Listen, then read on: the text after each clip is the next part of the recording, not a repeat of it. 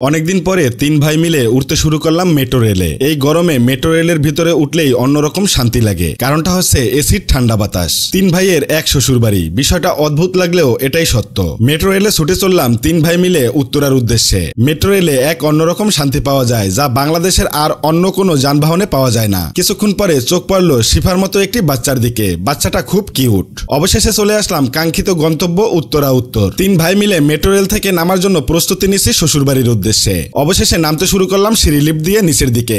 Metro rail মানে অন্যরকম এক শান্তির যাত্রা। অবশেষে বাহির হয়ে সোজা চলে আসলাম শ্বশুর বাড়ি। ঢুকতে শুরু করলাম ভেতরে। আমাদের জন্য সাজিয়ে গুজিয়ে রাখা হয়েছিল শ্বশুর বাড়ি। এসে দেখি বিভিন্ন ধরনের হাঁসের লাল ভুনা, কালা ভুনা কিংবা গরুর গোশ সাজিয়ে রেখেছে শ্বশুর বাড়ির একমাত্র শালী মিম। চলেন আসল কাহিনী শুরু করি এখান থেকে। শ্বশুর বাড়ি গেলে জামাই যেমন লজ্জা পেয়ে একপাশে বসে থাকে, ঠিক আমরাও শালীকে দেখে লজ্জায় একপাশে বসে পড়েছি। শ্বশুর বাড়ি গেলে জামাইকে যেমন মিষ্টি দিয়ে আপ্যায়ন করা হয়, ঠিক আমাদেরও সেইভাবে মিষ্টি আর সিঙ্গারা দিয়ে আপ্যায়ন করা হচ্ছে।